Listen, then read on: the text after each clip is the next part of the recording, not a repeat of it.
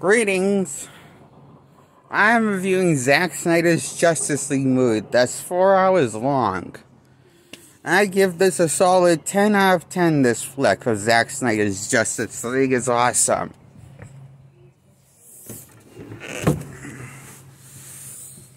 I like the black suit that Superman wears in the movie when he returns from the dead. And I like the Martian Manhunter character, even though he's only just a cameo. But I liked his he was fun. He was cool also. Even though what little time he had, he was still cool. I thought. We found out that the generals and also the general that was the general in the first two Superman movies that Henry Cavill played in, which was Man of Steel and Batman v Superman. I count that as a sequel.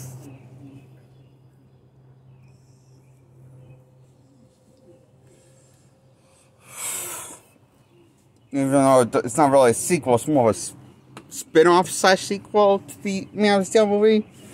Piss off, Dragonfly.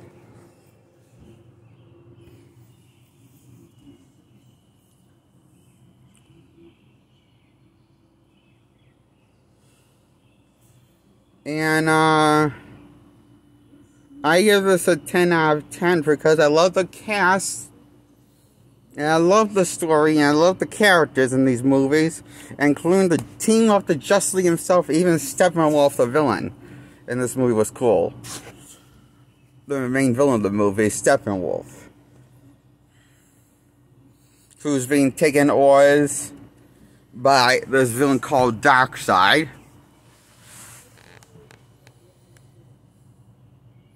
And the reason why he's working, and he's also outcast among his people, outcasted by Darkseid because he's committed treason against Darkseid and his people in the past. So he's basically exiled. And exiled, so he has to do all these tasks and enslave this amount of planets of Earth and conquer them. That's what Steppenwolf does. A ridiculous, a high amount number for Darkseid, then he will be forgiven. And then he can come home and be on Darkseid's good side. But in the meantime, he's just going to be outcast. Nobody's going to give a fuck about him. Things change, though, in Steppenwolf's favor once he stumbles upon the secret of Earth is the planet that fought back when Darkseid lost to a planet one time that fought back. And in the planet, somewhere in the planet, covering the center of the planet, it is the anti-life equation, carving the center of the Earth. And he's shown with the visions through the power of the mother boxes. These things are called. After touching them, he's seen visions and shown vision on what place Earth was. It was the one that Darkseid lost to all years ago, and lost the chance to conquer and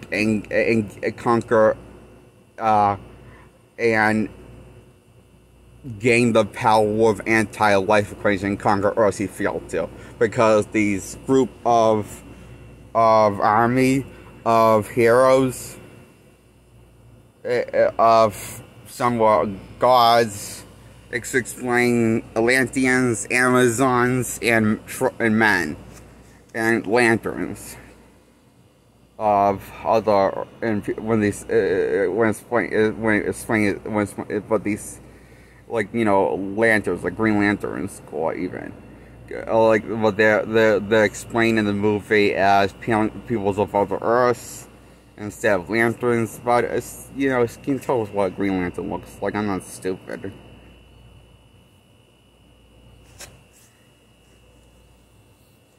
And it does a well job explaining everything. I thought well structured. I thought everything was very paced and tightly together.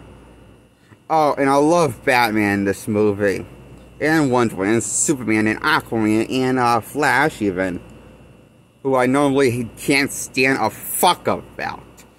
played by Ezra, but this one I like him in. And I like fuck, I forget his first name. Momoa as Aquaman. I remember his last name, not his first name right now. I'm stoned.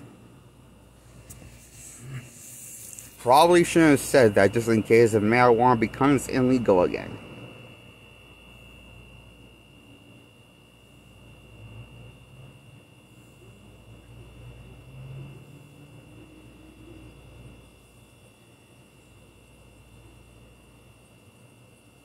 You know, more illegal than it is now, you know,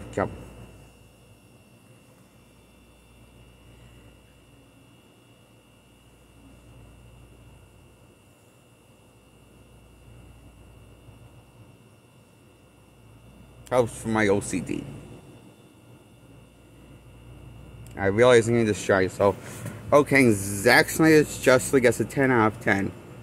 And I love the stories, I love the bad guys in the movie, and I love the story, and I love how this movie's not made for kids, technically, sorry kids, and it's warring, it's R-rated, because people do die brutally by people, by certain characters in the movies, and when they die, it's kind of a little, mature, on the mature side, like, with this one scene where Gal does one where it decapitates,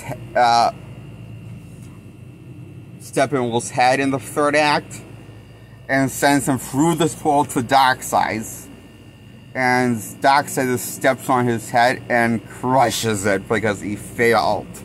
Steppenwolf failed him again. And Steppenwolf, that was just like weird, and all of that was like so intense and wild. I was seeing, I thought.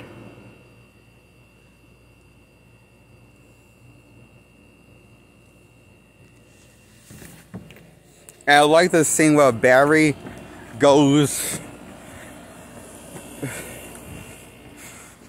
faster than he's goes into the Speed Force and runs and outruns time itself to slow down time to save the world from exploding and the Justice League from failing. He has to rewind time because the Justice League did fail.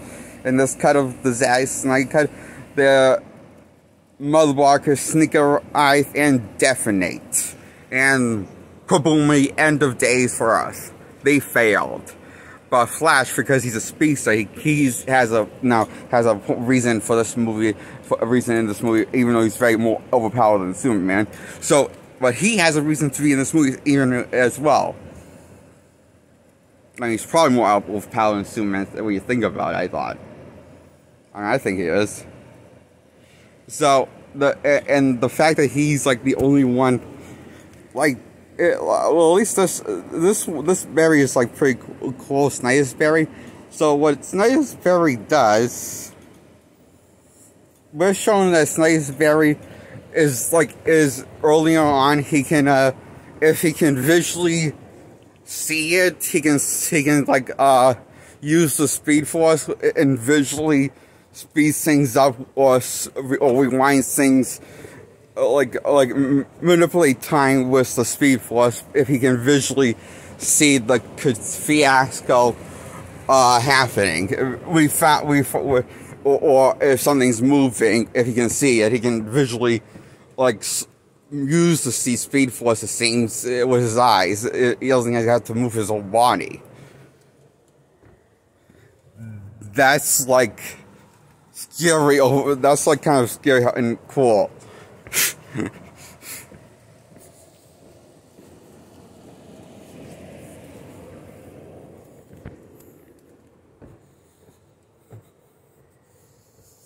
And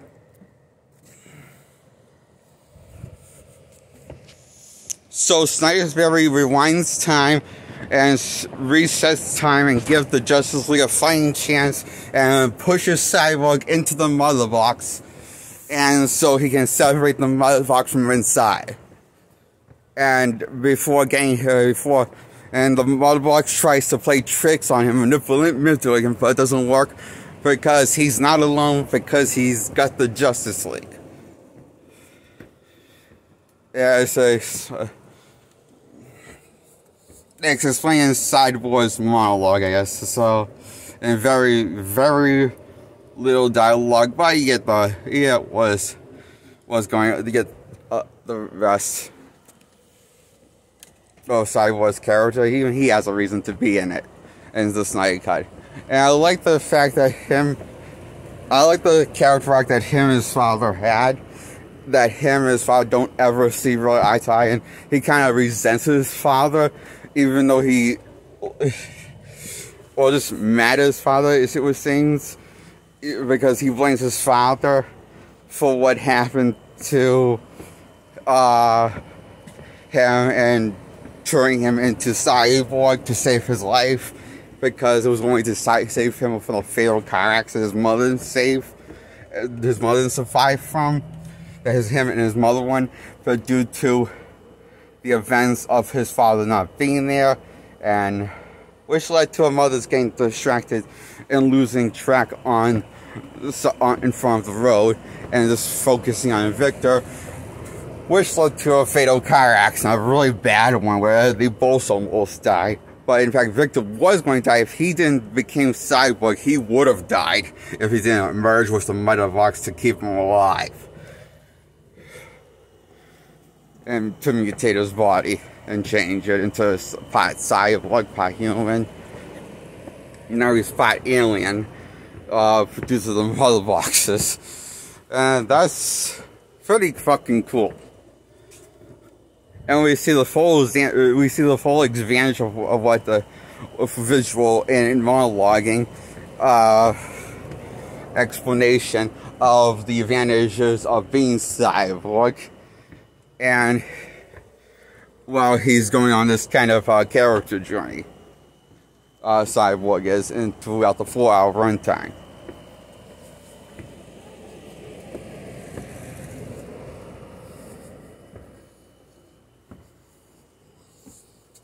And Gal Gadot's Wonder Woman stops this bank.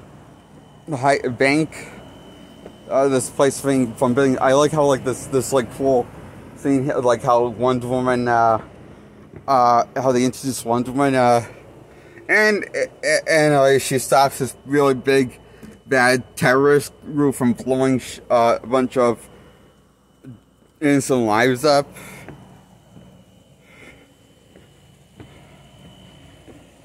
Which leads to really cool action scenes with Wonder Woman. And also, Wonder Woman fights Steppenwolf, which in a really cool fight scene.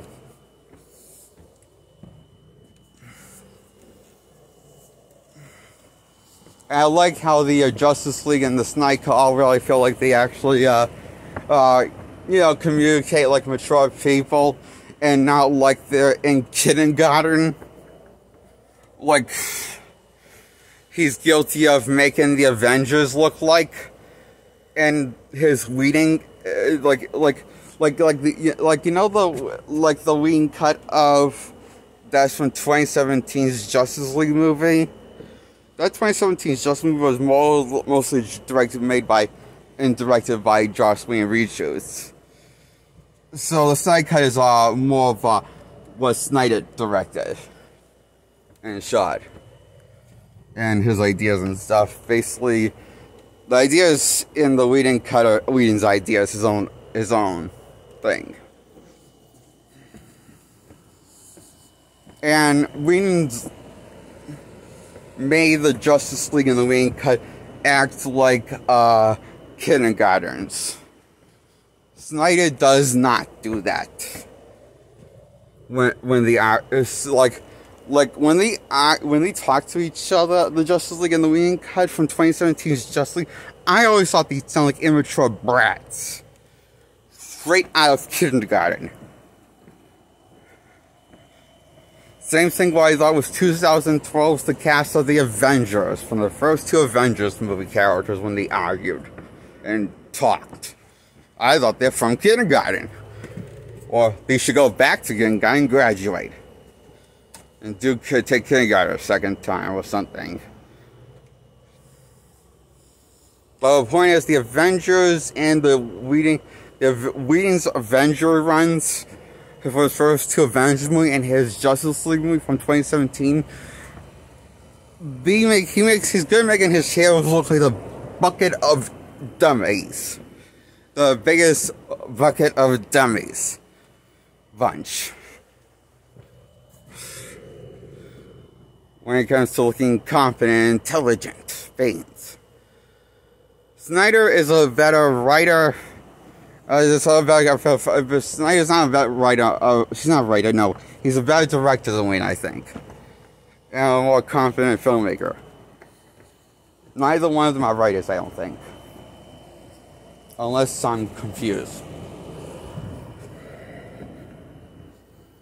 They're both directors, though, Whedon and Zack.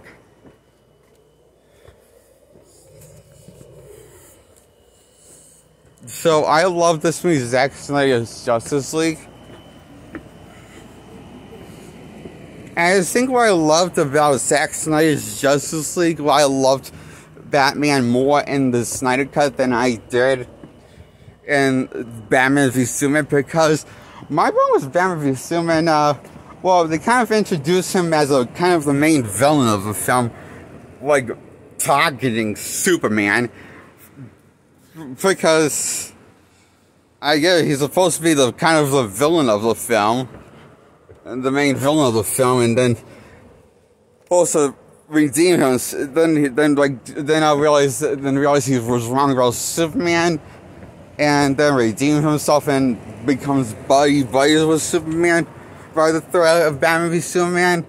And the Zack Snyder's Justice League opens up with Superman's death right where Batman v Superman ended on for Superman, and the Zack Snyder cut of Justice League. And I like the attention to detail that. And we can see we can see that the last few minutes of Superman screaming in agony pain as he's screaming as he's killed by Doomsday, and Doomsday's stabbed by Superman. Superman kills Doomsday, and Doomsday kills Superman. They kill each other, basically. Is because they all stab each other through the hearts. So the most mortally wounded, so they're both dead. And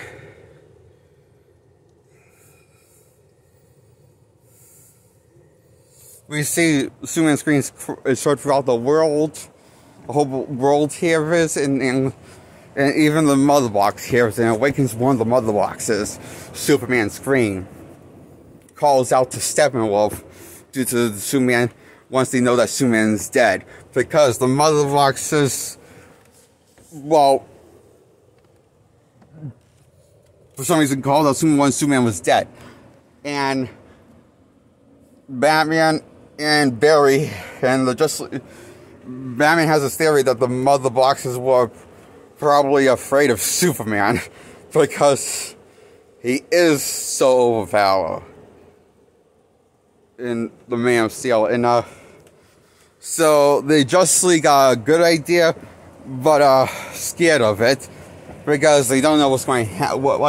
What's the worst? They're afraid of if something bad happens, but they think it's they know it's a good idea, but then they're a little a little shooken about the idea of bringing back the dead to bring back their hero, their battle Superman, Clark Kent. But they don't really, they talk about it in like the Whedon cut, how these bicker and whine and hated Batman. This one, they actually have come to agreement, and they're all going with it, even though they all know it's probably a crazy idea. Some of them even think that say it's all, two of them say it's crazy, they all kind of know it's a crazy idea, but it's a good idea because they need Superman. They need the Man of Steel.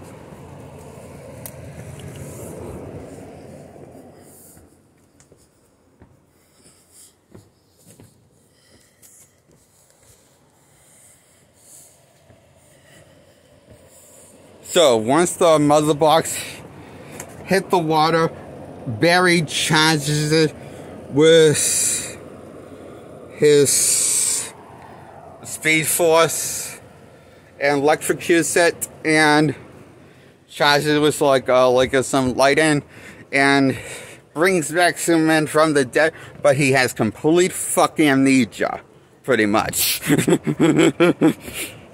It would seem. He doesn't remember who he is right now. So he's targeting the Justice League and everyone around him, and assuming they're all enemies. All he remembers is his name's Clark. Right now he doesn't remember his name's Clark yet. He just remembers that he's kind of hinted out, he knows certain elements about himself due to observing, like he knows that he's healed to certain amount of people, and seems to remember that by observing him, observing his surroundings, and then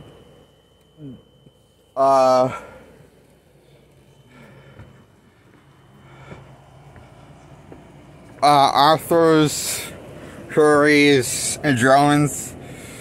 There's this Arthur, Curry, and everyone knows. The rest of the Justice League just knows that something's odd, and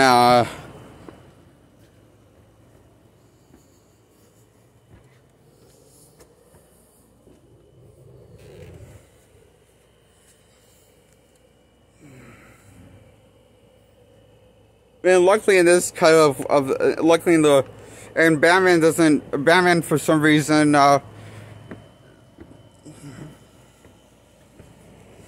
didn't see this through. He did not think that this would happen, and I guess because he didn't come with a plan B so he doesn't die by Superman's laser beam. Which Superman almost fries him, but it's like because of these new gadgets that Batman invented that can absorb energy. So it works similar to Wonder Woman's bracelet, basically, and he might have gotten it from her. Not really sure.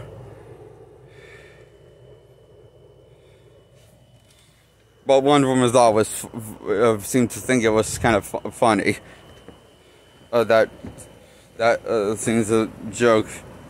That would be good to also make a lasso of truth for Batman instead of this joke funny about that. And to Alfred, I thought that was a funny joke in the movie of Snyder's cut.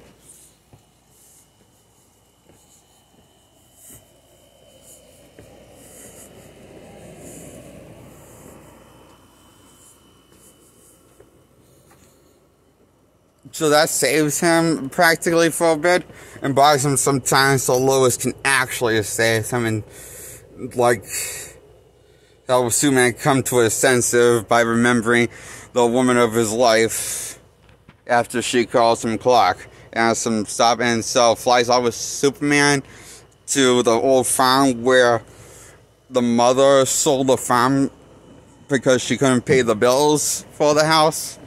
Because she was running behind her bill schedules. And too expensive for her. Don't know how long, it's not explained. But also, Lois hinted that might be pregnant because she goes to the bathroom to take a pregnancy test. Not really know what's happened. But Batman seems to know something once he tells Clark at the end of the movie, congratulations. If you don't realize, not paying attention, you realize he says, congratulations, my boy, to Superman once everything is all well and saved, thanks to the Justice League uniting and defeating Steppenwolf and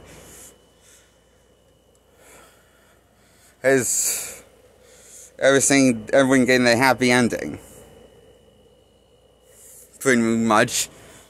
And it's Batman waking up to an uncertain known keep sleeping and having nightmares on an uncertain known future of an evil Superman, where the world's taken over by evil Superman in honor of Darkseid. And it might be has something to do with Darkseid, because we see like it's like it has something to do with the anti-life or Darkseid. We're not really sure, but the whole world's destroyed and buried, and it looks like shit. And everyone's in a apocalyptic future with Joker, Flash, Batman, and also Deathstroke, known as Slave Wilson by others. And also by others, for Teen Titans fans of the show, he's simply known as Slave of the Teen Titans show. If you're a fan of that show, you'll know him from the Teen Titans show as the main villain. And so, Superman gets murders Batman and everyone supposedly, but Batman wakes up from his nightmare. It turns out that premonition was not sure or not going to happen. Might happen or may not, because Batman has a feeling that those visions are premonitions, but he's not really sure. And it doesn't seem like anymore. He's not really sure. He seems like he's at peace. And now that he has formed successfully the Justice League team. And Martian Manhunter now wants to join at the end, and asks for if they got room for more.